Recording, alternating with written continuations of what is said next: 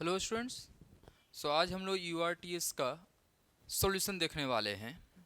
Okay. Physics में पहला question है angular momentum of the electron in M shell of lithium 2 plus ion is. अब आपने atomic structure में बोर्स एटॉमिक मॉडल पढ़ा होगा, है ना। एटॉमिक स्ट्रक्चर में बोर्स एटॉमिक मॉडल पढ़ा होगा आपने।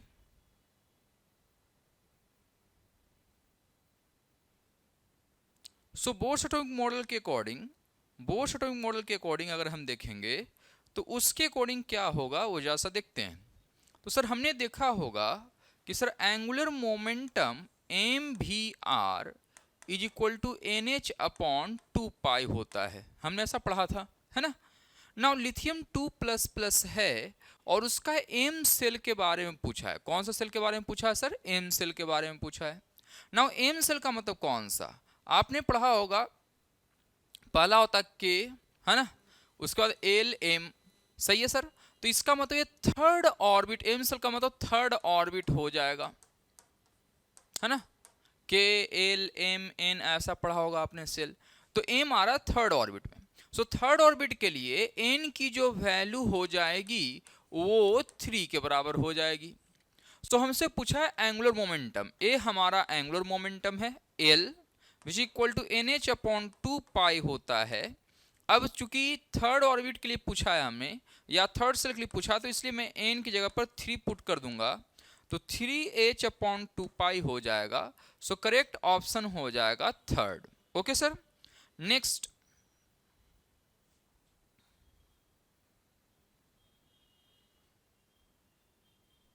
ओके, नेक्स्ट लिखा हुआ है which of the following series in a spectrum of hydrogen atom lies in the visible region of the electromagnetic spectrum। ये बिल्कुल थियोरेटिकल है कि सर हाइड्रोजन स्पेक्ट्रम में लेमन सीरीज लाई करता है अल्ट्रावायलेट रीजन में, बाल्मर सीरीज लाई करता है विजिबल रीजन में, एंड देन उसके बाद जितने भी आते हैं सब इंफ्रारेड रीजन में लाई करता है। तो हमसे पूछा है कौन सा वाला रीजन, तो विजिबल रीजन वाला पूछा है, इसलिए हमारा करेक्ट ऑप्शन कौन सा हो जाएगा? बाल्मर सीरीज वाला, है ना। लेमन लाई करता है अल्ट्रावायलेट में, बाल्मर लाई करता है विजुअल रीजन में, एंड देन पास्चन वगैरह सब लाई करता है इंफ्रारेड रीजन में। इसको याद रखना है आपको। ओके।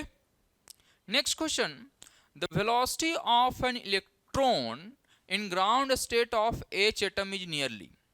या तो आप वेलोसिटी का इक्वेशन याद रखो, अगर बाय चांस अगर आप भूल जाते हो तो दो इक्वेशन याद रखना। सबसे पहला कि सर जब कभी भी कोई न्यूक्लियस के अराउंड कोई इलेक्ट्रॉन ऐसे रिवॉल्व करता है तो यहां पर न्यूक्लियस का चार्ज होता है प्लस जेडी और इलेक्ट्रॉन का होगा माइनस ई के बराबर, है ना। तो यहां पर जो अट्रैक्टिव फोर्स लगेगा के Q1 की वैल्यू होगा Z D into E divided by R square will provide M V square upon R, मतलब सेंट्रीपिटल फोर्स प्रोवाइड करवाएगा। Okay sir.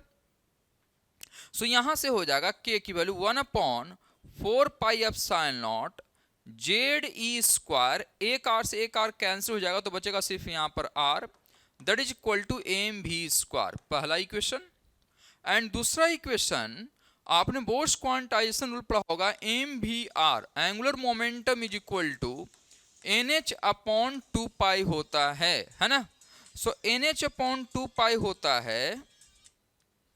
इसके लिए आप लिखोगे कि sir M V R is equal to N H upon 2 pi. आप यहां से आर की वैल्यू लिखो N H upon 2 pi divided by M V के बराबर लिखेंगे, ऐसा लिखेंगे हम लोग।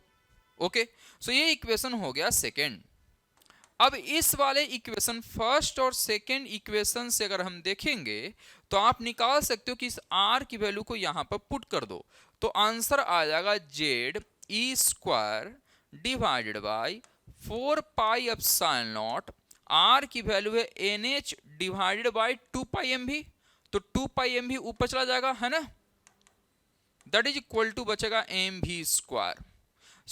2 पाई से एक कैंसिल हो जाएगा 2 से, एम भी से कैंसिल हो जाएगा भी से। तो जब देखें आप v की इक्वेशन क्या आ रही है, तो v की इक्वेशन आ जाएगी Z E square divided by 2 epsilon naught N H.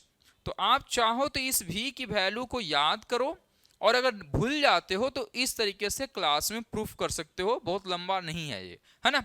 So now अब हमें चाहिए हाइड्रोजन एटम के लिए। हाइड्रोजन एटम के लिए जेड की वैल्यू हो जाएगा 1, सही है सर। ग्राउंड स्टेट पूछा है तो ग्राउंड स्टेट के लिए एन की वैल्यू कितना हो जाएगा, 1 के बराबर। और जब मैं यहां पर वैल्यू पुट करूंगा तो जेड की वैल्यू 1 मतलब ई स्क्वायर बचेगा divided by 2 epsilon naught, N की वैल्यू 1 है और h लिख देंगे यहां पर, ए वी की वैल्यू आएगा। जब सारे वैल्यू को लिखोगे तो अप्रोक्सीमेटली v की जो वैल्यू आता है वो आता 2.16 इंटू 10 पावर 6 मीटर पर सेकेंड के आसपास आता है। और ऐसा क्लोज में जो वैल्यू दे रखा है वो हमारा दे रखा है सेकेंड ऑप्शन, इसलिए थर्ड का जो ऑप्शन है वो सेकेंड वाला सही होगा, ठीक है sir. Next, the radius of first orbit of hydrogen atom is 0.53 angstrom. The radius of its fourth orbit will be equal to, है ना।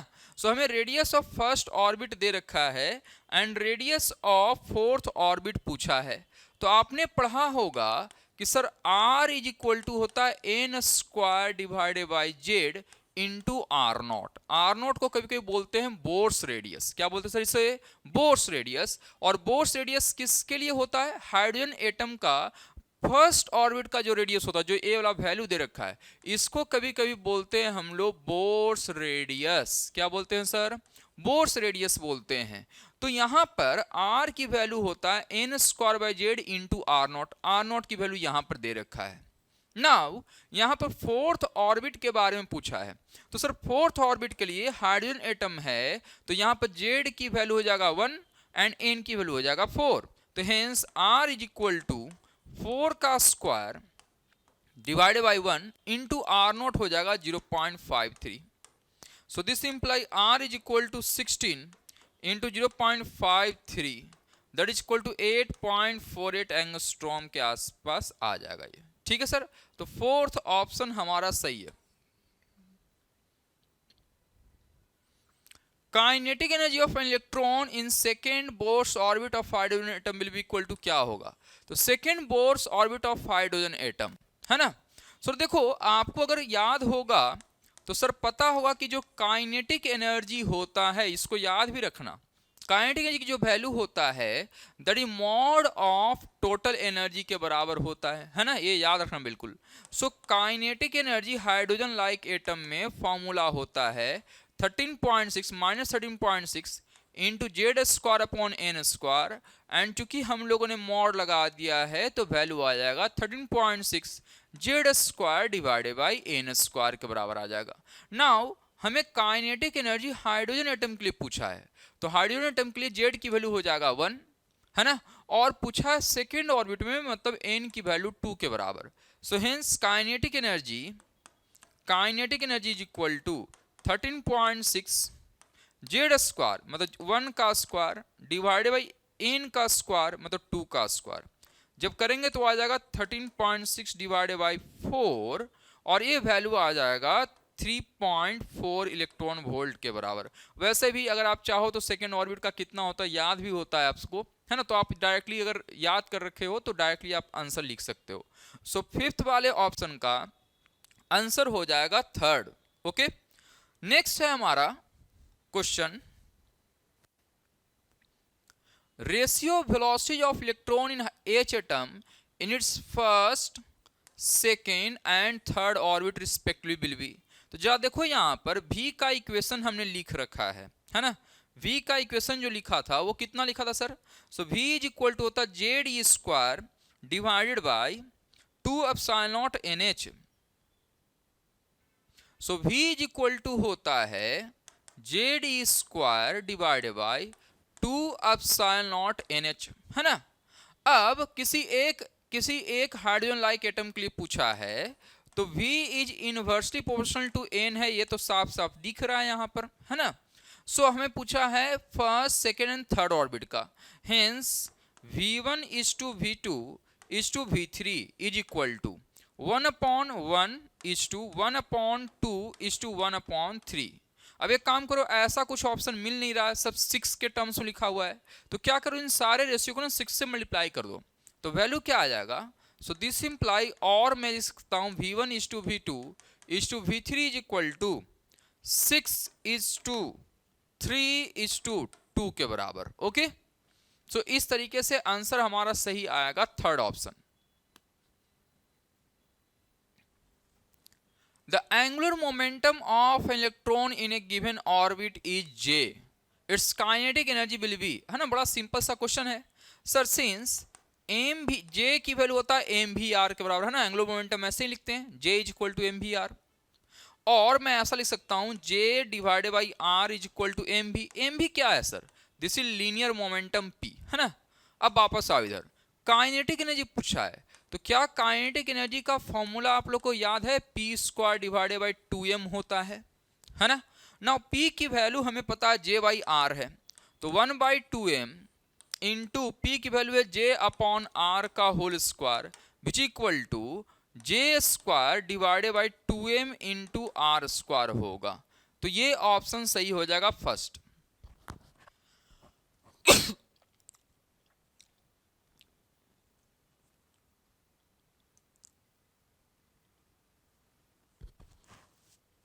सॉरी,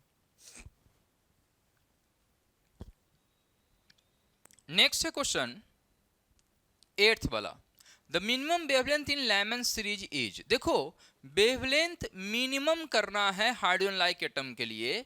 लेमन सीरीज का हाइड्रोजन एटम में लेमन सीरीज का अगर वेवलेंथ मिनिमम रखना है तो याद रखना एनर्जी का डिफरेंस मैक्सिमम होना चाहिए। अच्छा, लेमन सीरीज कब होता है? जब किसी भी हायर ऑर्बिट से n इज इक्वल टू 1 पर आकर इलेक्ट्रॉन ट्रांजिशन कर रहा होता है ना। तो हमें मिनिमम वेवलेंथ चाहिए, तो एनर्जी क्या हो जाएगा? मैक्सिमम। एनर्जी मैक्सिमम कब आता है?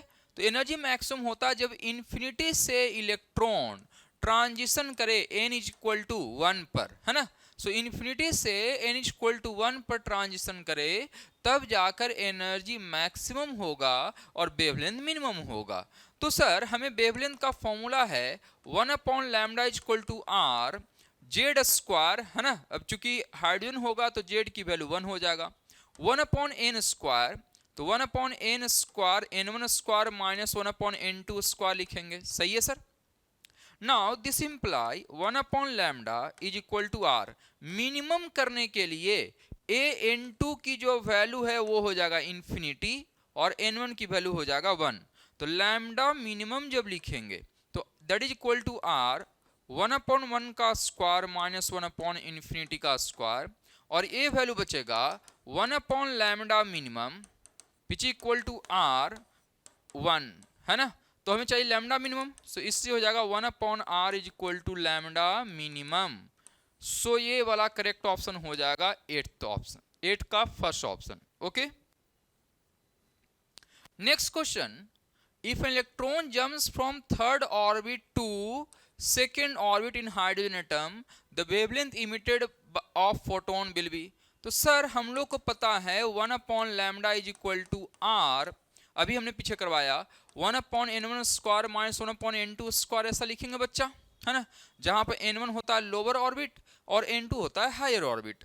सो this imply 1 upon lambda is equal to R, n1 की वैल्यू है लोअर ऑर्बिट में सेकेंड, मतलब 2 का स्क्वायर माइनस 3 का square. So this imply 1 upon lambda is equal to R 1/4 minus 1/9। So 1 upon lambda is equal to R, ये 36 हो जाएगा, 4 9 जा 36 माइनस 4, तो हो जाएगा 5r/36 के बराबर। सही है sir.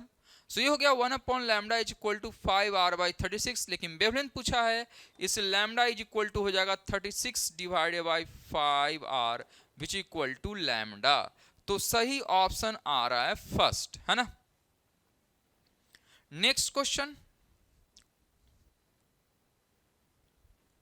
The figure represents this in simplified form sum of energy level of the hydroatom, the energy axis has a linear scale, is the transition of electron from E4 to E2, मतलब यहां से यहां इन दोनों के बीच का E4 से E2 were associated with the emission of blue light, तो ये ब्लू लाइट दे रहा है। सही है सर। नेक्स्ट पूछा है विच transition could be associated with the absorption of the red light. अच्छा आप देखिए ये पहला और ऑर्बिट का एनर्जी लेवल हो सकता है, सेकंड एनर्जी लेवल है, थर्ड है, फोर्थ है ना, ऐसा हो रहा है। अच्छा आपने बोर्स एटॉमिक मॉडल में पढ़ा होगा कि जैसे जैसे हम ऊपर की ओर जाते हैं वैसे वैसे एनर्जी लेवल का डिफरेंस कम होते जाता है, ये आपने पढ़ा होगा शायद, है ना। नाउ आपने ये भी पढ़ा होगा कि ब्लू लाइट का जो वेवलेंथ है lambda of blue light is less than lambda of red light. इसका मतलब एनर्जी जो होगा ब्लू लाइट वाले के लिए वो ज्यादा होगा compare to energy of red light, है ना, क्योंकि एनर्जी का फॉर्मूला होता है एस सी बाई लैम्डा। तो अगर ब्लू लाइट का एनर्जी गैप E4 और E2 के बीच में है तो रेड लाइट का एनर्जी गैप इससे भी कम होना चाहिए, तब जाकर वेवलेंथ क्या होगा, ज्यादा होगा। तो या तो E4 से E3 के बीच में हो या फिर E3 से E2 के बीच में हो, है ना। तो हम देखेंगे अगर कि E4 से E3 वाला कोई भी ऑप्शन हमें दिखाई नहीं दे रहा है लेकिन E3 से E2 वाला ऑप्शन दिखाई दे रहा है, तब देखो इसका एनर्जी ब्लू लाइट वाले से भी क्या रहेगा, कम रहेगा। तो हम सही ऑप्शन कौन सा हो सकता है, थर्ड ऑप्शन हो सकता है, E2 और E3 के बीच में ट्रांजिशन करेगा तब जाकर रेड लाइट वाला चीज एसोसिएटेड रहेगा। ठीक है sir. Next, the figure indicates the energy level diagram of atom and the origin of 6 spectral lines। ये कहीं किसी कॉम्पिटिटिव एग्जाम में आया हुआ क्वेश्चन है ये। Which of the following spectral lines will also occur in the absorption spectrum। देखो ये सारा दे रखा है इमिशन स्पेक्ट्रम। इमिशन स्पेक्ट्रम का मतलब अभी हायर एनर्जी लेवल में इलेक्ट्रॉन है और आपको पता है कि इलेक्ट्रॉन रहना चाहता है लोअर एनर्जी लेवल में, है ना, ज्यादा स्टेबिलिटी गेन करने के लिए। तो वो क्या करना चाहेगा, इलेक्ट्रॉन हायर ऑर्बिट से उछलकर लोअर ऑर्बिट में आना चाहेगा। तो देखो कैसे कैसे आ सकता है, उन सब का डायग्राम यहां पर दिया हुआ है। अब फाइनली अगर छोड़ दिया जाए एटम में तो जो इलेक्ट्रॉन होगा अगर उसको कुछ एनर्जी ना मिले कहीं से तो फाइनली वो रहेगा, रिसाइड करेगा ग्राउंड स्टेट में, है ना, ये सबको पता है। ये जो है इसको बोलते हैं इमिशन स्पेक्ट्रम। क्या बोलते हैं सर इसको, इमिशन स्पेक्ट्रम। लेकिन हमारे पास पूछा यहां पर एब्जॉर्प्शन स्पेक्ट्रम, मतलब अगर एनर्जी मिलेगा तो इलेक्ट्रॉन कहां जाएगा। तो देखो इलेक्ट्रॉन जो है वो ग्राउंड स्टेट में रहता है, तो जहां कहीं भी जाएगा वो ग्राउंड से उछलकर हायर ऑर्बिट में जा सकता है। तो हमारा ग्राउंड वाला ए वाला है, ए वाला हमारा ग्राउंड है ना। तो यहां से उछलकर कहां जा सकता है, तो यहां से उछलकर यहां जा सकता है, फिर यहां से उछलकर यहां जा सकता है या यहां से उछलकर यहां जा सकता है। तो कौन कौन से मिलने के चांसेस हैं, तो देखो पहला मिलने का चांस है, दूसरा मिलने का चांस है, तीसरा मिलने का चांस है। अच्छा ए वाला क्यों नहीं मिलने का चांस है, फोर्थ वाला इस नहीं मिलने का चांस है क्योंकि यहां पर ये n=2 वाले ऑर्बिट में है लेकिन रहता इलेक्ट्रॉन कहां पर है, ग्राउंड स्टेट में, है ना। तो अगर कोई एनर्जी लेगा तो वो यहां से उछल कर पहले यहां जाएगा तब यहां जाएगा। ऐसा नहीं हो सकता कि ये यहीं पर रहे और यहां से उछल कर चला जाएगा, है ना, क्योंकि नॉर्मली इलेक्ट्रॉन ग्राउंड स्टेट में रहना चाहता है। तो इसलिए ऑप्शन कौन कौन सा पॉसिबल हो सकता है, पहला, दूसरा और तीसरा। तो इसलिए फोर्थ ऑप्शन सही है। ठीक है। 11th के बाद 12th, the electron in A hydrogen atom makes a transition n1 से n2 के बीच में where n1 n2 are the principal quantum number of the two states। Assume that Bohr model to be valid, the time period of the electron in the initial state is 8 times that in the final state। The possible values of n1 and n2 are। देखो NEET में ना मतलब AIPMT जब था उस time एक question आया हुआ है, वहां पर ना करेंट का रेशियो पूछा था और करेंट का रेशियो में आपको पता होगा कि करेंट वाले रेशियो में फ्रीक्वेंसी के डायरेक्टली प्रोपोर्शनल होता है। एंड फ्रीक्वेंसी जो होता है याद रखना, चलो लिखवा देता हूं मैं, जो करेंट है I1 upon I2 is directly proportional to F1 upon F2 होगा, याद रखना इसको, फ्रीक्वेंसी के प्रोपोर्शनल होता है। ठीक है सर। नाउ जो फ्रीक्वेंसी है, frequency is inversely proportional to n cube होता है और फ्रीक्वेंसी क्या होता है sir, reciprocal of time period. इसलिए टाइम पीरियड जो होगा वो directly proportional to n cube होगा, ये याद रखना आप लोग। ठीक है सर। नाउ हमें पूछा है कि n1 और n2 का कौन सा पॉसिबल स्टेट हो सकता है। अगर n1 और n2 जा रहा होगा और दे रखा है कि time period of the electron in the initial state is 8 times that in the final state. मतलब अगर मैं देखूंगा T1 upon T2 is equal to N1 upon N2 होगा सर, है ना। T1 upon T2 is equal to क्या होगा, N1 Q upon N2 Q होगा, सही है सर। अब देखा इन दोनों का रेशियो 8 है, मतलब 8 लिख देंगे N1 अपॉन N2 का होल क्यू। इसका मतलब N1 अपॉन N2 की वैल्यू कितना हो जाएगा, तो ये आप कर दोगे क्यूब रूट, तो इसकी वैल्यू आ जाएगा 2 के बराबर। मतलब N1 is equal to 2 times of N2 वाला केस होना चाहिए, ऐसा कुछ। मतलब N1 और N2 के बीच में 2:1 का रेशियो होना चाहिए। 2:1 का रेशियो वाला एक ही ऑप्शन दिखाई दे रहा है, वो है फर्स्ट ऑप्शन। इससे 12th का सही ऑप्शन हो जाएगा फर्स्ट, है ना। Next, the nuclear radius of nucleus with nucleon number is 16 is इतना, then the nuclear radius of nucleus with nucleon number 128। अच्छा, न्यूक्लियर का रेडियस का हमें फॉर्मूला पता है, R is equal to R0 A raise to power 1/3, where A क्या होता है, A होता है एटॉमिक मास नंबर। क्या होता है सर, एटॉमिक मास नंबर होता है ना, आपने सभी ने पढ़ा होगा। Okay sir. सो पहले वाले का मतलब अगर मैं रेडियस निकालना चाहूं तो R1 अपॉन R2, इसको मैं R1 नाम दे देता हूं, this is R1। So R1 upon R2 अगर लेंगे तो R0 A1 1 raise to power 3 divided by R0 A2 raise to power 1/3, R0 cancel. So R1 upon R2 is equal to A1 upon A2 का 1/3 होगा। A1 कितना है sir, 16, A2 कितना है 128 rays to power 1/3। इसका मतलब this imply R1 upon R2 is equal to, एक cut जाएगा 8 से, सो यहां हो जाएगा 1/8 raise to power 1/3, so which equal to 1/2। Hence R2 is equal to 2, R1 is equal to कितना हो जाएगा, R2 के बराबर हो जाएगा, सही है sir. So R2 is equal to 2R1 और R2 is equal to 2R1 होगा तो 2 इंटू 3 इंटू 10 पावर -15, तो यहां से सही ऑप्शन मिल रहा होगा 6 इंटू 10 पावर -15 मीटर, जो थर्ड ऑप्शन सही है। ठीक है सर।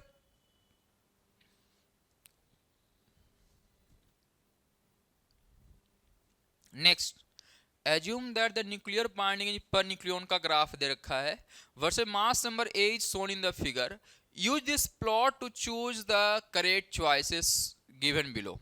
सबसे पहला, fusion of 2 nuclei with mass number lying in the range of 1 to 50 will release energy. अच्छा, इस टाइप का कंसेप्ट का क्या कंसेप्ट होता है वो समझाता हूं। देखो, छोटे छोटे न्यूक्लियाई कंबाइन होंगे टू बड़ा न्यूक्लियाई बनाने के लिए, तब जब उसका बाइंडिंग एनर्जी पर न्यूक्लियन क्या रहेगा, बड़े न्यूक्लियाई का ज्यादा होगा।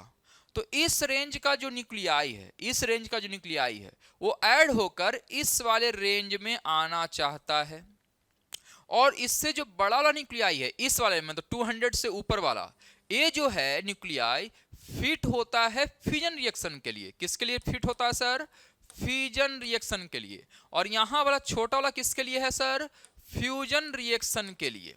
अब देखो, फ्यूजन में भी क्या होना चाहिए, फ्यूजन में 2 न्यूक्लियाई ऐसे ऐड होना चाहिए जिससे कि इस वाले रेंज में आ जाए वो न्यूक्लियाई। समझ में आया कि नहीं, क्योंकि इनका बाइंडिंग एनर्जी क्या है पर न्यूक्लियन ज्यादा, तो जब फ्यूज करेंगे तब जाकर एनर्जी निकलेगा, है ना। सो फ्यूजन के लिए बेस्ट पॉसिबल है 200 से ऊपर वाला, और फ्यूजन के लिए यहां वाला इस वाला रेंज वाला न्यूक्लियाई पॉसिबल है। तो पहला ऑप्शन दे रखा है, fusion of 2 nuclei with the mass number 1 is to 50 के बीच में लाई करेगा, तो फ्यूजन रिएक्शन के लिए फिट है, क्योंकि वहां पर वो एनर्जी रिलीज करेगा। चेक कर लेते हैं सर, जरा देखिए, 1 से लेके 50 के बीच में किसी भी दो को ऐड करोगे ना, किसी भी दो को ऐड कर लो आप, देखना वो 100 से पीछे ही रह जाएगा। 100 से पीछे जाएगा मतलब इसी रेंज में एनर्जी बाइंडिंग पर न्यूक्लियन रह जाएगा। हमको लाना कहां था, इस वाले रेंज में। तो 1 से 50 में किसी दो को कंबाइन करो तो देखो एटॉमिक मास नंबर 100 से 200 के बीच में नहीं आएगा, और जब तक 200 से 200 के बीच में ना आए तब तक एनर्जी निकलेगा नहीं, है ना, क्योंकि इनका बाइंडिंग एनर्जी पर न्यूक्लियन क्या है, ज्यादा है। तो ये पहला ऑप्शन तो गलत लग रहा है हमको। दूसरा option, fusion of two nuclei with mass number 51 से 100, मतलब यहां से यहां के बीच में किसी दो को ऐड कर लो आप, तो देखना उनका एटॉमिक मास नंबर 100 से 200 के बीच में आएगा, है ना। सो 51 और 100 के बीच में किसी भी दो को ऐड करो आप, उनका एटॉमिक मास नंबर 100 से 200 के बीच में आएगा, तो ये एनर्जी रिलीज कर सकता है, तो ये ऑप्शन सही है। Fusion of the nucleus lying in the mass number 100 से 200, अगेन इसी वाले के बीच में टूटेगा अगर, तो टूटेगा तो देखो टूटेगा तब जब उसका बाइंडिंग पर न्यूक्लियन कम हो और टूटकर इस वाले रीजन में आ जाए जिसका बाइंडिंग पर न्यूक्लियन क्या रहना चाहिए, ज्यादा। तो ये बोल रहा है कि 100 से 200 टूटेगा, भाई टूटेगा 100 से 200 के बीच में, तो ये पीछे चला जाएगा जिसका बाइंडिंग पर न्यूक्लियन कम है, तो एनर्जी निकलेगा नहीं और उल्टा देना पड़ेगा। सो ये थर्ड ऑप्शन भी गलत लग रहा है। Fourth option, fusion of the nucleus lying in the mass range of 200 to 260, मतलब 200 से बड़ा वाला रीजन में, will release energy when broken into two equal fragments। हो सकता है क्योंकि जब ये टूटेगा तो इस वाले रीजन में एटॉमिक मास नंबर पहुंच जाएगा जिनकी बाइंडिंग पर न्यूक्लियन क्या है, ज्यादा है, इसलिए फोर्थ ऑप्शन भी सही है। कौन कौन सा ऑप्शन सही है सर, सेकेंड एंड फोर्थ, तो उसका दे रखा है फोर्थ नंबर वाला ऑप्शन, तो ये फोर्थ करेक्ट है, ठीक है sir. Next, when uranium 238 changes into Pb 206 then the number of alpha and beta particles emitted are। जरा देखिए सर, यूरेनियम 238 है और इसका एटॉमिक नंबर है 92, पहुंचना है यहां पर। तुम्हें पता है कि जब अल्फा पार्टिकल इमिशन होता है तो एटॉमिक नंबर और एटॉमिक मास नंबर दोनों चेंज होता है। बीटा इमिशन होगा या बीटा डीके होगा तो उसमें सिर्फ और सिर्फ एटॉमिक नंबर चेंज होता है, एटॉमिक मास नंबर चेंज नहीं होता है, और गामा रेज में कुछ भी चेंज नहीं होता है ना। तो सर यहां पर यूरेनियम 238 टूटा है या कुछ हुआ है न्यूक्लियर रिएक्शन और पहुंच गया इस वाले में, मुझे साफ साफ दिख रहा है कि एटॉमिक मास नंबर में चेंज आया है, और ये चेंज तभी पॉसिबल है जब अल्फा पार्टिकल निकला होगा। कितने से एटॉमिक मास नंबर में चेंज है सर, तो मैं देख रहा हूं यहाँ 238 है और ये 206 है, तो ये 32 का चेंज दिख रहा है आपको। 32 का चेंज का मतलब कितने अल्फा पार्टिकल, एक अल्फा पार्टिकल के पास एटॉमिक मास होता है 4, तो 32 का लाने के लिए कितने अल्फा पार्टिकल होने चाहिए, तो 8 के बराबर होना चाहिए, तो ये टूटेगा 8 अल्फा पार्टिकल में। तो 8 अल्फा पार्टिकल का डीके होगा तब कुछ बनाएगा यहाँ पर 206 और यहाँ पर कुछ जेड बनाएगा, जेड की वैल्यू कितना रहेगा सर, तो 8 अगर निकलेगा तो एक अल्फा पार्टिकल के पास 2 एटॉमिक नंबर होता है ना, तो 8 निकला तो कितना हो जाएगा 16, तो 92 में से 16 माइनस करो तो ये बचेगा 76।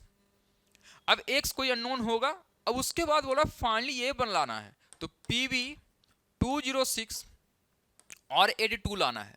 देखो एटॉमिक मास नंबर तो चेंज नहीं हुआ है, इसका मतलब अब अल्फा पार्टिकल डीके नहीं होगा। नेक्स्ट क्या होगा सर, जेड की वैल्यू चेंज होता हुआ दिखाई दे रहा है हमें, क्या चेंज हुआ सर, यहां से 76 से पहुंचा 82 तक, तो एटॉमिक नंबर चेंज करा मतलब इंक्रीज करवाना है। बीटा माइनस डीके होता है, बीटा माइनस डीके होता है तो न्यूट्रॉन कन्वर्ट होता है प्रोटॉन में और एटॉमिक नंबर बढ़ जाता है। वहीं अगर बीटा प्लस डीके होता है तो वहां पर प्रोटॉन कन्वर्ट होता है न्यूट्रॉन में और एटॉमिक नंबर घट जाता है। यहां पर एटॉमिक नंबर बढ़ता हुआ दिखाई दे रहा है, इसलिए डीके हुआ होगा बीटा माइनस डीके, और एक बीटा माइनस डीके में एक एटॉमिक नंबर चेंज होगा।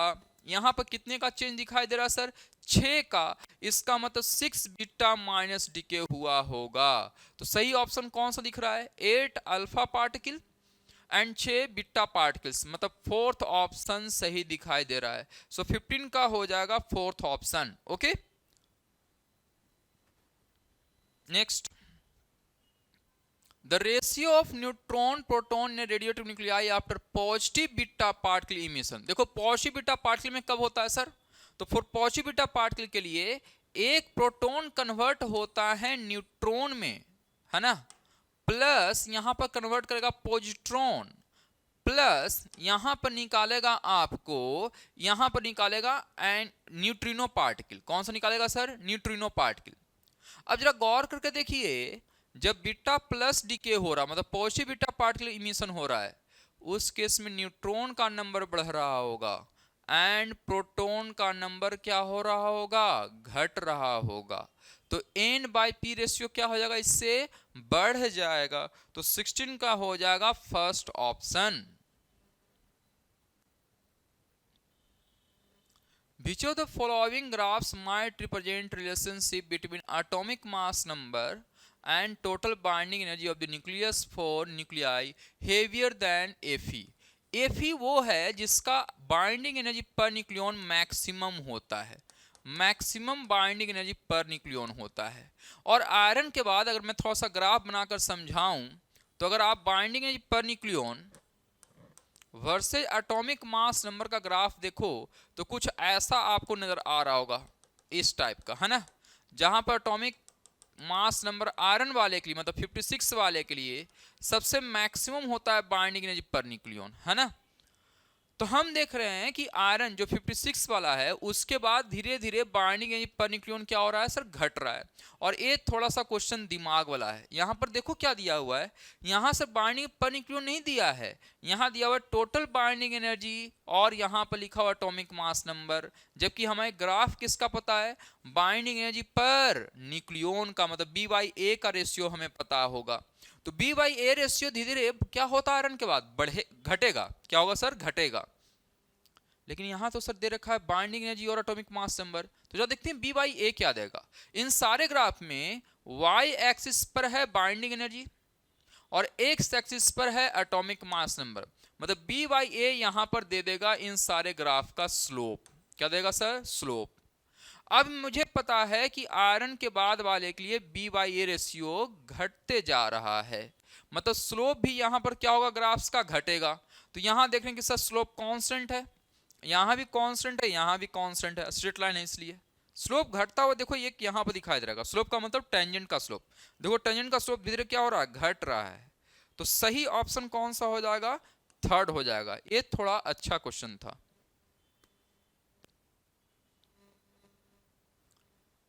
ये इस टाइप का क्वेश्चन आपने किया होगा, अभी जो समझा रहा था कि देखो यहां पर जो है ये मैक्सिमम है बाइंडिंग पर न्यूक्लियन, है ना। तो above is a plot of binding energy per nucleon against the nuclear mass number. ABCD correspond to different nuclei. Consider 4 reactions. तो अभी आपको समझा रहा था कि जो छोटे न्यूक्लियाई होंगे वो कंबाइन करेगा, मतलब फ्यूजन रिएक्शन के लिए फिट होगा और कन्वर्ट होगा बड़े न्यूक्लियाई यहाँ वाले रेंज में। और जो बड़ा वाला न्यूक्लियाई है वो टूटेगा, मतलब फिट होगा फ्यूजन रिएक्शन के लिए और कन्वर्ट हो जाएगा छोटे न्यूक्लियाई में, मतलब यहां पर आ जाएगा, है ना, इस वाले रेंज में। तो अब हम देखते जाते हैं, A+B मतलब छोटा न्यूक्लियाई ऐड होगा, बनाएगा C। ऑब्वियसली C बना सकता है क्योंकि इसका बाइंडिंग पर न्यूक्लियन क्या दिख रहा है सर, ज्यादा दिख रहा है। तो ज्यादा जिसका बाइंडिंग पर न्यूक्लियन हो वहां पे एनर्जी निकल रहा होता है। तो A+B ये छोटे छोटे ऐड होंगे, कन्वर्ट होगा C में और एनर्जी भी निकालेगा, ये बिल्कुल सही है। C जो है वो कन्वर्ट हो जाएगा A+B में। भाई देखो C का खुद स्टेबिलिटी ज्यादा है, कैसे, क्योंकि इसका बाइंडिंग एनर्जी पर न्यूक्लियन क्या है, ज्यादा। अब तुम अगर A और B में कन्वर्ट करवा दोगे तो इन सब का बाइंडिंग एनर्जी पर न्यूक्लियन क्या है, कम कम। यहाँ स्टेबिलिटी क्या हो रहा है, कम हो रहा है। तो अस्टेबल न्यूक्लियाई कम अस्टेबल न्यूक्लियाई में तब जाएगा जब एनर्जी दोगे, उस केस में एनर्जी निकलेगा नहीं, देना पड़ेगा तुम्हें। तो यहां लिखा कि एनर्जी निकलेगा, तो ये तो गलत लिखा हुआ है। नेक्स्ट है D+E। D+E मतलब फ्यूजन रिएक्शन करेगा, D और E मिलकर क्या बनाएगा भाई, F। मैं यहां देख रहा हूं F का बाइंडिंग पर न्यूक्लियन बहुत कम है, मतलब बहुत कम स्टेबल है। और D और E तो ऑब्वियसली F के कंपैरिजन में ज्यादा स्टेबल है क्योंकि इनका बाइंडिंग पर न्यूक्लियन क्या है, ज्यादा। तो कभी भी कोई अस्टेबल न्यूक्लियाई कंबाइन करके अनस्टेबल न्यूक्लियाई में जाना नहीं चाहेगा। तो यहां बोला कि एनर्जी निकलेगा नहीं, ऐसा नहीं हो सकता, आपको उल्टा एनर्जी देना पड़ेगा, तो ये भी गड़बड़ हो गया। फोर्थ, F टूटेगा और D और E में कन्वर्ट होगा, F टूटेगा और D और E में बिल्कुल सही हो सकता है क्योंकि बाइंडिंग पर न्यूक्लियन इसका कम है और D और E का बाइंडिंग पर न्यूक्लियन क्या है, ज्यादा। तो जब यहां से यहां जाएगा तो ज्यादा स्टेबिलिटी गेन करेगा और स्टेबिलिटी जब गेन करेगा तो एनर्जी क्या नहीं करेगा, रिलीज करेगा। तो ये वाला भी ऑप्शन सही है। तो कौन कौन सा सही हो सकता है, पहला सही हो सकता है और फोर्थ ऐसा दिया हुआ फोर्थ ऑप्शन में है। तो 18 का करेक्ट ऑप्शन है fourth number.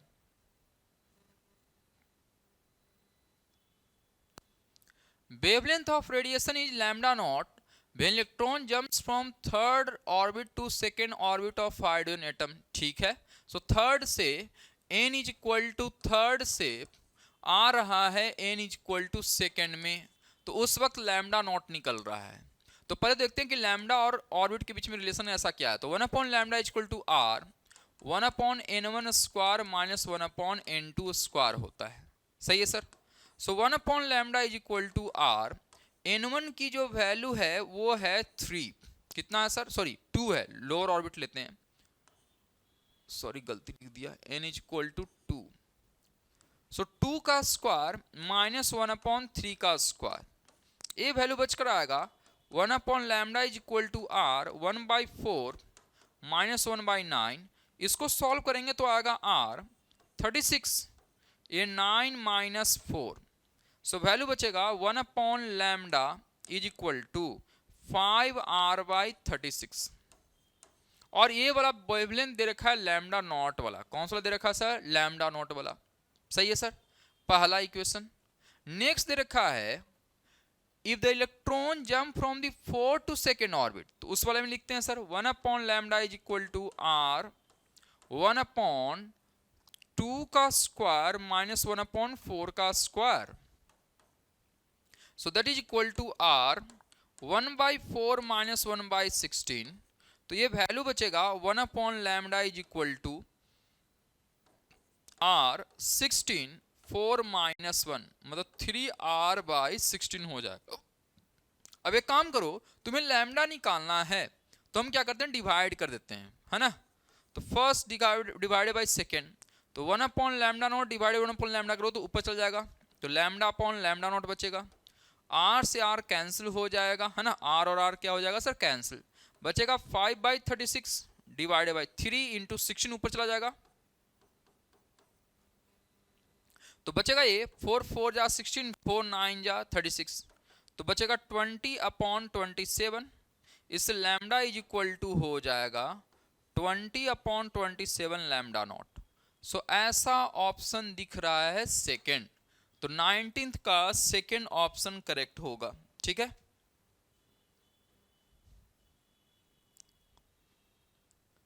This question contains a statement and statement 2। Okay, so ये सेशन रीजन वाला टाइप का है क्वेश्चन। क्या लिखा हुआ है पहला स्टेटमेंट भाई, energy release when heavy nuclei undergo fusion in light nuclei undergo fusion, बिल्कुल सही है, अभी हमने देखा था ग्राफ में। स्टेटमेंट 2 दे रखा है for heavy nuclei binding energy per nucleon increases with increasing Z, तो ये तो भाई गड़बड़ दे रखा है। क्यों गड़बड़ दे रखा है, जरा देखो यहाँ पर जो ग्राफ बनाया है कि जैसे जैसे बढ़ेगा, इनफैक्ट ए बढ़े या जेड बढ़े, है ना, जैसे जैसे हेवी न्यूक्लियाई की तरफ जाते हैं तो थोड़ा पहले इंक्रीज करता है, देन क्या करना चालू करता है, डिक्रीज करना चालू करता है ना। और ये क्या भाई साहब बोल रहे हैं, ये बोल रहे हैं कि जैसे जैसे जेड बढ़ेगा बाइंडिंग पर न्यूक्लियन इंक्रीज होगा while it decreases with the increasing Z for light nuclei. मतलब ये तो कुछ गड़बड़ लग रहा है यार स्टेटमेंट, है ना। हेवी न्यूक्लियाई के लिए तो जैसे जैसे ऊपर जा आगे बढ़ते हैं धीरे धीरे बाइंडिंग पर न्यूक्लियन तो घट रहा था ना, तो ये तो गड़बड़ लिखा हुआ है। तो स्टेटमेंट 2 गड़बड़ है, स्टेटमेंट 2 सही है, तो ऐसा करेक्ट ऑप्शन दिख रहा है तुम्हें थर्ड वाले में। What does A, B, C, D, E represent in the following nuclear reaction? Uranium 238 है, तो एक काम करो, हम यहां से एक काम करते हैं, फाइनली 238 से पहुंचना है आपको 234 में। सही है सर। पहला है अल्फा पार्टिकल का इमिशन हुआ है, तो अल्फा पार्ट का इमिशन हुआ है तो 4 से कम होगा एटॉमिक मास नंबर, तो यहां हो जाएगा अल्फा से ए की वैल्यू 238 माइनस 4 मतलब 234, एंड बी की वैल्यू होगा 92 माइनस 2 मतलब 90 के बराबर। देन फिर बीटा पार्टिकल का इमिशन हुआ है, बीटा पार्टिकल में आपको पता एटॉमिक मास नंबर चेंज नहीं होता है, तो सी की वैल्यू होगा 234 एंड डी की वैल्यू हो जाएगा बढ़ जाएगा एक, है ना, बीटा माइनस इमिशन में अभी समझा रहे थे, तो डी की वैल्यू हो जाएगा एक बढ़ जाएगा मतलब 91 हो जाएगा। नेक्स्ट ई होगा, और यहां पर 234 है, मतलब एटॉमिक मास नंबर चेंज नहीं हुआ लेकिन एटॉमिक नंबर चेंज हो गया है। ये तभी पॉसिबल है जब बीटा माइनस डी के हुआ होगा, है ना। तो देखते हैं, A is 234, B is 90, C is 234, D is 91 and E is beta particle, तो पहला ऑप्शन सही है। In which of the following decay the element does not change. Element कभी चेंज नहीं होता, मतलब ना तो जेड चेंज हो जाए ना ही ए चेंज हो जाए। ये तभी पॉसिबल हो जाता है जब गामा डिके हो रहा होता, सिर्फ एनर्जी निकलता है इसमें, ठीक है। A radioactive nuclei decays as follows. तो क्या क्या होगा अगर एक्स की वैल्यू दे रखा है 72 और वहां दे रखा है 180, तो अगर अल्फा पार्टिकल डिके हो रहा होगा तो 4 से कम हो जाएगा, मतलब 176 हो जाएगा, और यहां 2 से कम है मतलब 70 हो जाएगा। सही है सर। देन फिर से बीटा डीके हो रहा होगा, बीटा डीके हो रहा होगा तो ये 176 ही रह जाएगा और एक बढ़ जाएगा, मतलब ये 71 हो जाएगा। फिर अल्फा डीके तो 4 से कम मतलब 172 है ना, और 2 से कम मतलब ये 69। फिर गामा डीके तो कुछ नहीं होगा, फर्क पड़ेगा, 69 रह जाएगा 172 रहेगा। तो ऑप्शन है 172 एंड 69 x4 के लिए। तो ऑप्शन जो सही लग रहा है वो ऑप्शन लग रहा है थर्ड नंबर।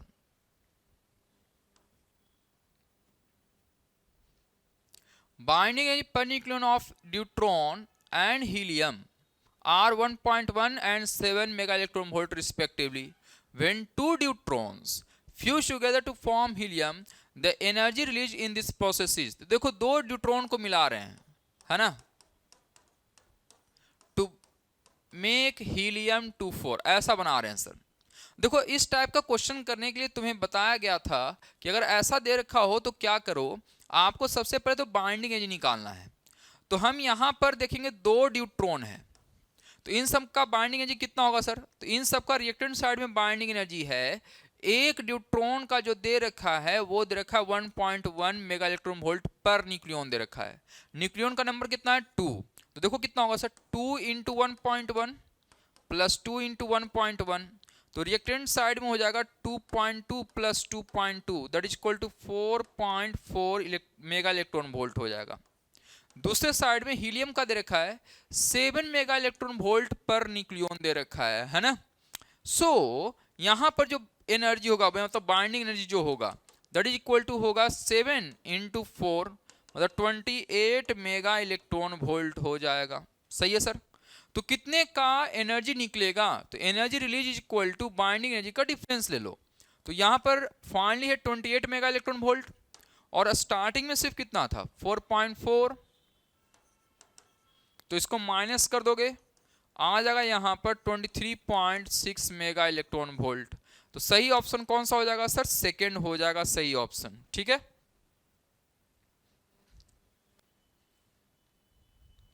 नेक्स्ट है a nucleus represented by the symbol XZ। ये तो यार बड़ा सिंपल सा चीज है, ए एटॉमिक नंबर डिनोट करता है एटॉमिक नंबर और ए होता है atomic mass number. Atomic number is equal to Z होगा, सही है ना सर। तो जेड डिनोट करता है हमारे पास प्रोटॉन को, किसको डिनोट करता है सर, प्रोटॉन को, और नंबर ऑफ न्यूट्रॉन कितना होगा ए माइनस जेड के बराबर है ना। तो ये बड़ा इजी सवाल है, इसका ऑप्शन सही होगा Z number of protons and A minus Z number of neutrons हो जाएगा।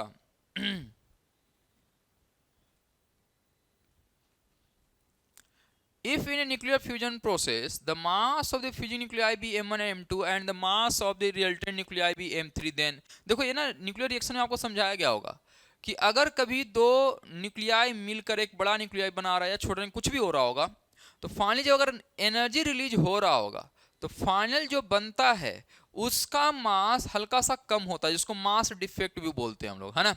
सो फाइनल बन रहा है m3, M3 का जो मास होगा इन दोनों के सम से क्या होगा कम होगा। तो सही ऑप्शन कौन सा है सर, थर्ड है ना।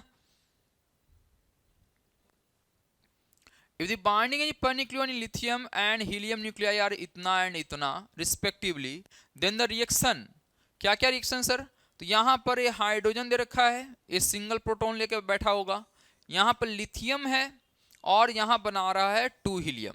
तो देखते हैं बाइंडिंग एनर्जी रिएक्टेंट साइड में कितना है। तो बाइंडिंग एनर्जी रिएक्टेंट साइड में देखेंगे इसका तो कुछ है नहीं क्योंकि सिंगल है ये। लिथियम का हो जाएगा 7 इंटू 5.6 मल्टीप्लाई करेंगे तो 7 6 जा 42 मतलब 339.2 के बराबर बचेगा। इतना मेगा इलेक्ट्रॉन वोल्ट एनर्जी होगा रिएक्टेंट साइड में बाइंडिंग एनर्जी का। हीलियम के लिए प्रोडक्ट साइड में अगर देखें तो प्रोडक्ट साइड में इसका बाइंडिंग एनर्जी हो जाएगा, एक हीलियम का होगा, हीलियम के पास कितने नंबर ऑफ न्यूट्रॉन्स हैं, सॉरी कितने नंबर ऑफ न्यूक्लियॉन्स हैं, 4, तो इनका हो जाएगा 7.06 इंटू 4, और टोटल मिलाकर कितने हीलियम है, 2, तो 2 से और मल्टीप्लाई करना पड़ेगा, तो बचेगा ये दैट इज इक्वल टू 7 4 जा 28.6 4 जा 24, मतलब ऐसा कुछ बचेगा, ठीक है सर। 28.24 मल्टीप्लाइड बाई 2, मतलब ये हो जाएगा 56.48 मेगा इलेक्ट्रॉन वोल्ट के आसपास आएगा, सही है सर। अब ये फाइनली हमें मिल गया है बाइंडिंग एनर्जी, तो अगर हम डिफरेंस निकालें तो delta E is equal to final binding energy हो जाएगा 56.48 मेगा इलेक्ट्रॉन वोल्ट माइनस 39.2, तो इसकी वैल्यू निकलेगा, ये हो जाएगा 8, ये हो जाएगा 2 पॉइंट, ये हो जाएगा 17 एंड यहां बचेगा 1, तो 17.28 मेगा इलेक्ट्रॉन वोल्ट, तो ये आ जाएगा सेकेंड ऑप्शन, है ना। तो 27 का सेकेंड ऑप्शन सही है। नेक्स्ट है which logic gate is represented by the following combination of logic gates. बड़ा थोड़ा सा सिंपल दिख रहा है, देखो सर सबसे पहले तो नॉट गेट है, तो y1 निकाल देगा उल्टा, मतलब a का उल्टा a बार, एंड y2 यहां भी नॉट गेट है, तो y2 की वैल्यू दे देगा उल्टा, मतलब b बार। अब यहां पर है नॉर गेट, है ना, क्या है सर, नॉर गेट, तो पहले और गेट तो ऐड करेगा, मतलब a बार जो आ रहा है, a बार जो इनपुट आ रहे हैं उन सबको ऐड करेगा, एंड देन उल्टा करेगा, तो ऐसा उल्टा करेगा। अब बुलियन अलजेब्रा का रूल है कि अगर बार लगा हुआ प्लस साइन के साथ, तो यहां खुलता है प्रोडक्ट वाले के साथ, तो ए बार इंटू बी बार, और इन सबका बारी बारी से एक और बार लगा दो, सो 2 बार अगर बार लगेगा तो सिंपल बचेगा a इंटू बी के बराबर, है ना। ये बुलियन अलजेब्रा जाकर थोड़ा सा याद कर लेना, तो बड़े आसानी से याद हो जाएगा आपको। तो हम दे रहे इनपुट a एंड b, और फाइनली आउटपुट में निकला a इंटू बी। एक कौन काम करता है, एक काम करता है एंड गेट, तो इससे 28 का थर्ड ऑप्शन सही हो जाएगा। नेक्स्ट है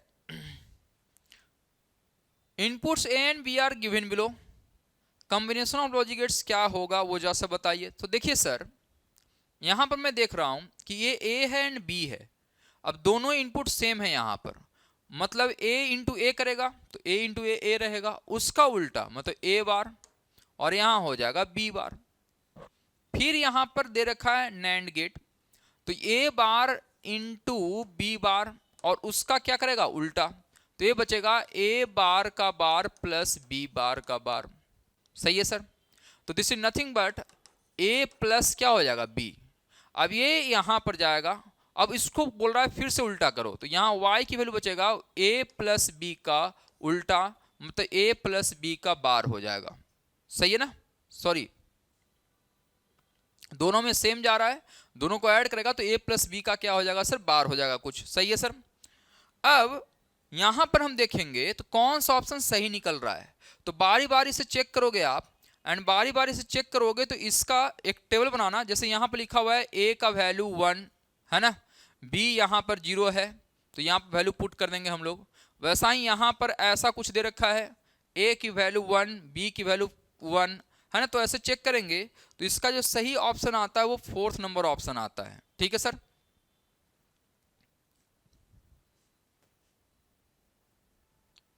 नेक्स्ट है 30, a 2 mega electron volt, a 2 mega electron volt, sorry 2 volt battery is connected across the points A and B as shown in the figure, assuming that the resistance of each diode is 0, okay, in forward bias and infinity in reverse bias, the current supplied by the battery when its positive terminal is connected to A is, तो यहां पर अगर हम battery connect कर दें ऐसा कुछ, positive terminal को A के साथ, नेगेटिव टर्मिनल को B के साथ, तो A तो रिवर्स है तो ये काम नहीं करेगा, तो करंट जाएगा सिर्फ ऊपर से ऐसे घूमकर, तो इसका कुछ है नहीं रेजिस्टेंस, सिर्फ बचा हुआ है A, तो करंट कितना आएगा, तो hence I is equal to total voltage 2 volt का डिवाइडेड बाई टोटल इस वाले सर्किट में रेजिस्टेंस है 10 ओम का, तो बचेगा 1/5 ampere which is nothing but 0.2 ampere के बराबर, इसलिए 30 का पहला ऑप्शन सही है।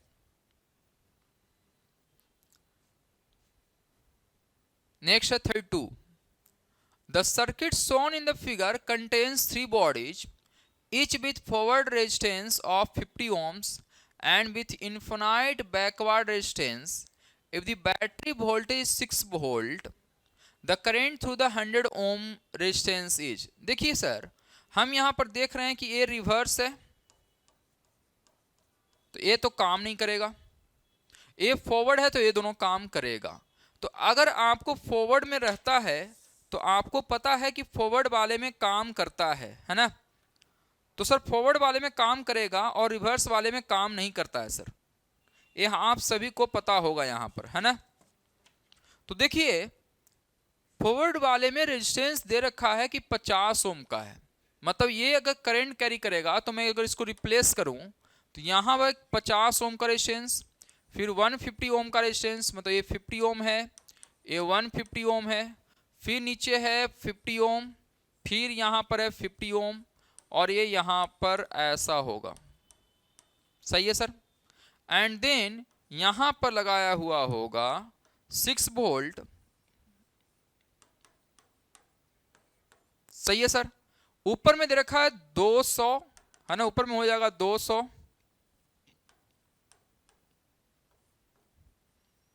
यहां पर हो जाएगा 100 और यहां पर हो जाएगा 6 वोल्ट, ये 100 ओम हो जाएगा. ये दोनों करोगे तो ये बचेगा ऊपर में 200 इंटू 100 डिवाइड 200 प्लस 100, तो बचेगा यहाँ पर 200/3 रेजिस्टेंस बचेगा ऊपर, फिर नीचे हो जाएगा 100 का, ये 100 ओम हो जाएगा. इन दोनों को ऐड करो तो जरा सा, तो 200/3 प्लस 100 करोगे तो 500/3 आ जाएगा. तो आर इक्विवेलेंट आ जाएगा सर 500/3 ओम. वोल्टेज है 6 वोल्ट, तो हेंस करेंट की जो वैल्यू आएगा वो 6 डिवाइडेड बाई 500, 3 ऊपर चला जाएगा, तो बचेगा यहाँ पर 18 डिवाइडेड बाई 500, और इसका अप्रोक्सीमेट वैल्यू अगर निकालोगे तो ये बचेगा 36 मिली एम्पियर के बराबर बचेगा. ठीक है सर. ये एम्पियर में, इसको मिली एम्पियर में 10⁻³ से मल्टीप्लाई कर देना. 32. In the circuit shown in the figure, the maximum output voltage V0 is. So in the circuit shown in the figure, the maximum output voltage V0 कौन सा है? So maximum output voltage V0 क्या होगा वो जैसा देखते हैं. Sir ये 10 वोल्ट है, पहले हाफ साइकिल वाले के लिए देख लेते हैं. तो मतलब ये 10 वोल्ट पर रहेगा और ये रहेगा 0 पर, है ना, नीचे वाला.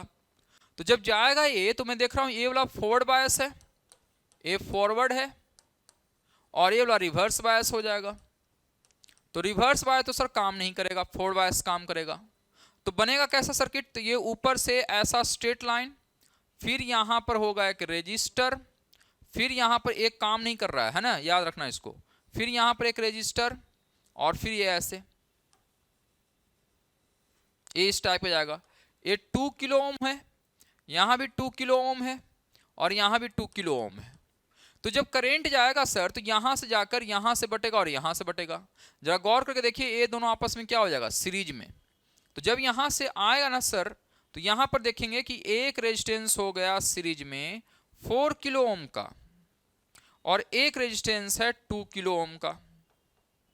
सही है सर. अब पूछा जा रहा है आपसे, अच्छा दोनों के क्रॉस वोल्टेज कितने का है सर? 10 वोल्ट का, है ना. तो इस वाले हिस्से से जो 4 किलो ओम है, मतलब यहां पर कितना करंट लेके जाएगा सर? तो यहां से जो करंट जाएगा I1 will be equal to 10/4 kilo ohm, इतना I1 जाएगा. और आउटपुट जो है यहीं पर लगा हुआ है 2 किलो ओम के क्रॉस, यहां पर लगा हुआ है V0. तो करंट आपको मालूम है कि इससे कितना जा रहा है? 10/4 kilo Om.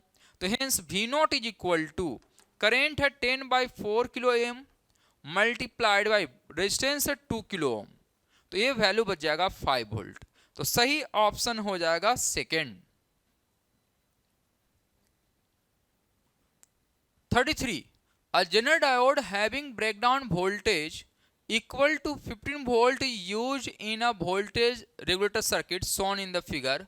The current through the diode is. अच्छा आपको पता है कि जेनर डायोड को हम लोग वोल्टेज रेगुलेटर की तरह इस्तेमाल करते हैं. तो इसके क्रॉस अगर 15 वोल्ट दे रखा है तो इसके क्रॉस भी कितना होगा, 15 वोल्ट होगा, है ना, ये सबको मालूम है।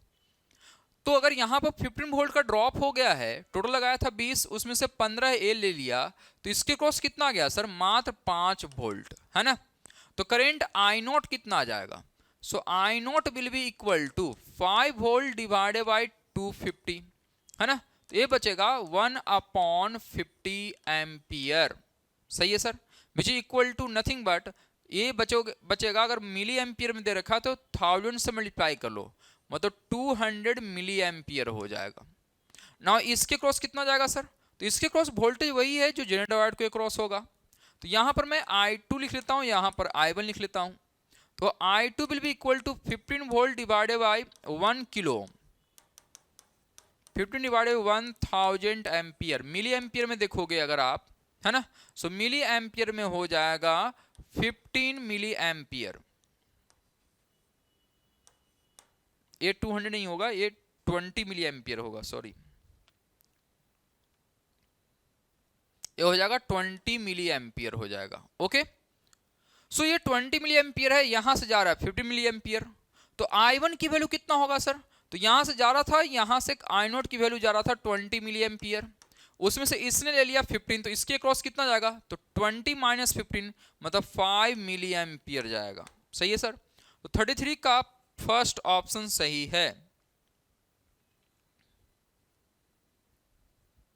यहां देखिए sir, a logic gate circuit has two inputs A and B and output Y.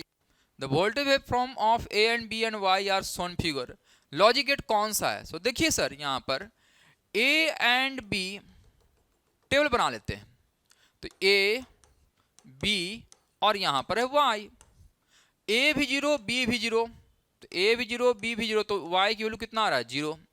Next देखते हैं, A की वैल्यू 1 है ना, ऊपर में है ना, तो A की वैल्यू 1, B की वैल्यू भी ऊपर में तो 1, तो आउटपुट भी आ रहा है 1। नेक्स्ट देखते हैं, यहां पर A की वैल्यू 0 हो गया सर, A की वैल्यू 0 और B की वैल्यू जो है वो 1 है, फिर भी यहां पर Y की वैल्यू 0 दे रखा है ना, नीचे की ओर है। नेक्स्ट A की वैल्यू 1 लेकिन B की वैल्यू नीचे 0 हो जाए, देखो यहां पर 0 हो जाए, तो Y की वैल्यू भी कितना आ रहा है, 0 आ रहा है। नेक्स्ट यहां पर अगर दोनों नीचे है, मतलब 0 0 है, तो वैल्यू भी कितना आ रहा है, 0, एंड देन 1 1 है, तो ये भी वैल्यू 1 है। इस पैटर्न से पता चल रहा है कि A जो है 0 0 होता है 0, जब दोनों ऑन हो मतलब 1 1 हो तब जाकर 1 सिर्फ आ रहा है, बाकी हर जगह पर 0 आ रहा है। ऐसा कंडीशन आपको मैच होता है एंड गेट के लिए। तो सही ऑप्शन कौन सा होगा, एंड गेट 34 का फर्स्ट ऑप्शन सही है। Next 35, the arrangement shown in the figure perform the logic function of, कौन सा गेट का होगा। तो देखिए सर, ए है हमारा नैंड गेट, तो A इंटू बी पहले करेगा और उसको उल्टा करेगा, तो A इंटू बी का बार मतलब हो जाएगा ये A bar plus B bar, again Boolean algebra का कहानी चलेगा यहां पर। एंड देन ये इसको उल्टा, A अगेन दोनों में सेम आउटपुट जा रहा है, तो A bar plus B bar same output गया, और उसको फिर से सर उल्टा करना है, तो उल्टा कर दिया। उल्टा करेगा तो वैल्यू क्या बचेगा सर, तो अगेन बुलियन अलजेब्रा का रोल होगा, A प्लस है तो इंटू हो जाएगा और bar bar, which is nothing but A into B आ रहा है। तो सप्लाई दिया था A और B और फाइनली आउटपुट आ रहा है A इंटू बी। एक कौन सा गेट हो सकता है, तो ये गेट हो सकता है एंड गेट। तो 35 का फोर्थ ऑप्शन सही होगा, ठीक है sir.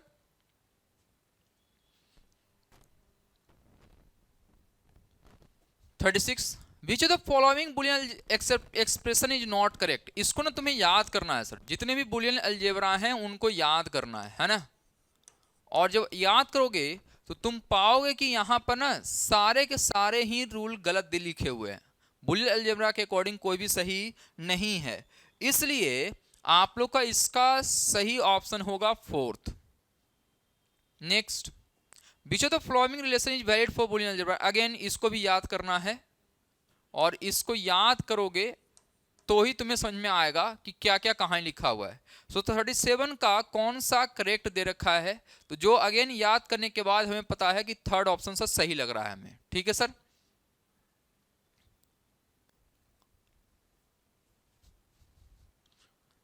38 in the following diode which one is reverse bias. इस पैटर्न का क्वेश्चन आपने पढ़ा होगा। फॉरवर्ड बायस और रिवर्स बायस का कहानी क्या है, अगर डायोड है ना, ये डायोड, ये जो पी टाइप है अगर हायर वोल्टेज पर रहता है और ये अगर लोअर वोल्टेज पर रहता है तो इसको बोलते हैं फॉरवर्ड बायस। अगर इसका उल्टा हो जाए तो क्या बोलेंगे सर, रिवर्स बायस। प्लस और माइनस का साइन क्या है, प्लस और माइनस का साइन है कि इसका हायर वोल्टेज होना चाहिए और इस साइड लोअर वोल्टेज होना चाहिए, यही सिर्फ मीनिंग है। यहां देखते हैं सर, इस वाले केस में देखिए तो पी साइड में 0 वोल्ट है और एन साइड में -10 वोल्ट है, तो यहां 0 और यहां -10, ऑब्वियसली ये फॉरवर्ड बायस होगा। नेक्स्ट है हमारे पास यहां 0 तो 0 और यहां है +5, तो ये हमारा हो जाएगा रिवर्स बायस। यहां देखते हैं सर, यहां है +5 और ये आ रहा है यहां से 10 के बाद कुछ होगा यहाँ वोल्टेज, मतलब यहां पर हायर है, तो ऑब्वियसली ये हो जाएगा फॉरवर्ड बायस। और यहां अगर देखेंगे तो ये है -5, तो यहां पर मतलब कुछ लोअर होगा और उससे भी लोअर ये वाला लोअर है, मोर लोअर है ना, तो अगेन ये वाला हो गया फॉरवर्ड बायस। तो सही ऑप्शन कौन सा है सर, 38 का हो गया सेकेंड ऑप्शन सही। 39 The circuit has two oppositely connected ideal diodes in parallel. What is the current flowing in the circuit? तो सर मैं अगर देखूं तो ये अगर ऐसे जाएगा तो ये वाला फॉरवर्ड बायस हो जाएगा और ये हो जाएगा रिवर्स, तो यहां पर रिवर्स बायस में तो कोई करंट जाएगा नहीं, तो जाएगा सिर्फ ऐसे घूमकर। तो नेट आर इक्विवेलेंट की जो वैल्यू हो जाएगा वो 4 और 2 ऐड होकर बना देंगे 6 ओम। वोल्टेज है 12 वोल्ट का, हेंस करंट कितना आ जाएगा सर, तो 12 divided by R equivalent 6 ohm, that is equal 2 ampere के बराबर आएगा। तो इसलिए 39 का ऑप्शन है फोर्थ। 40 यहां पर अगर हम देखेंगे ये पीएन जंक्शन डायोड इतना है, रेक्टिफायर की तरह इस्तेमाल हो रहा है, ये हाफ वेव रेक्टिफायर बोलते हैं ना इसको। तो हाफ वेव रेक्टिफायर में क्या होगा, जो भी इनपुट मिलेगा, ये इनपुट अगर लगातार मिला जाए ऐसे है ना, तो उसमें सिर्फ ये वाला हिस्से को लेता है। तो सही ऑप्शन कौन सा होगा हाफ वेव रेक्टिफायर का, सेकेंड ऑप्शन होगा। नेक्स्ट सर इसको ना कभी कभी आपने पढ़ा होगा ब्रिज रेक्टिफायर की तरह, है ना, ब्रिज रेक्टिफायर आप जाकर एक बार थोड़ा सा देख लेना। ब्रिज रेक्टिफायर अगर तुम्हें याद होगा तो खट से आप याद कर लोगे कि सर यहां पर जो हम लोग करते क्या हैं कि B और D के बीच में इनपुट लगाते हैं, यहां पर हम लोग इनपुट लगाते हैं और A एंड C के बीच में सर आउटपुट लेते थे, है ना, अगर आपको याद होगा तो। सही है सर, तो A एंड C के बीच में आउटपुट लगा लेते हैं एंड B एंड D के बीच में इनपुट लगाते हैं। तो सही ऑप्शन कौन सा होगा, बी एंड डी के बीच में इनपुट एंड ए वाला पार्ट हो जाएगा आउटपुट किसके बीच में, ए एंड सी के बीच में। तो कौन सा करेक्ट है सर, 41 का सेकेंड ऑप्शन करेक्ट है।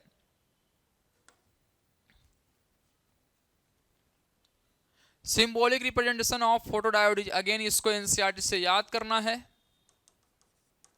और जब याद करो तो देखो कि ये सेकेंड ऑप्शन ए वाला मिलता है हमें। सही है सर, सो 42 का सेकेंड ऑप्शन है।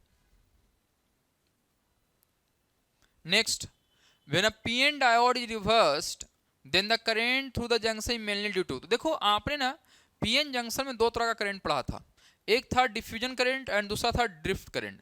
डिफ्यूजन करंट होता है मिली एम्पियर में और ड्रिफ्ट करंट होता है माइक्रो एम्पियर में, है ना, अगर एनसीईआरटी अगर याद होगा आपको तो पता होगा आपको। नाउ डिफ्यूजन करंट तब होता है जब फॉरवर्ड बायस हो रहा होता है और ड्रिफ्ट करंट तब होता है जब रिवर्स बायस हो रहा होता है। तो पूछा जा रहा है कि रिवर्स बायस में कौन सा करंट हमें मिलता है, तो हमें करंट मिलता है ड्रिफ्ट करंट वाला। तो 43 का थर्ड ऑप्शन सही है।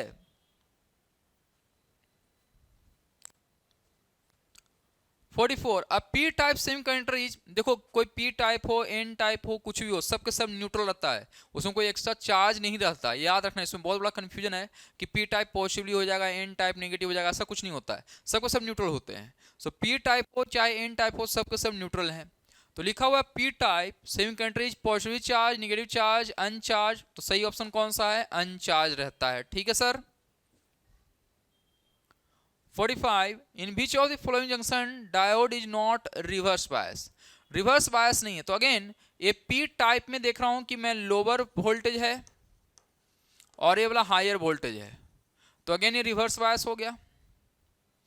यहां पर -10 है और यहां पर -15, -15 इज मोर लोअर है ना, तो ए साइड लोअर, ज्यादा लोअर है और यहां थोड़ा सा बड़ा है ना, बिगर वैल्यू है, तो ये भी फॉरवर्ड बायस हो गया।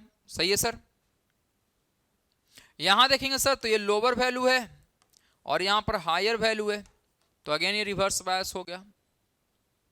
और इस वाले में देखेंगे तो ये लोअर वैल्यू है, सॉरी हाँ लोअर वैल्यू है एंड देन ये हायर वैल्यू है, तो मतलब ये भी रिवर्स बायस हो गया।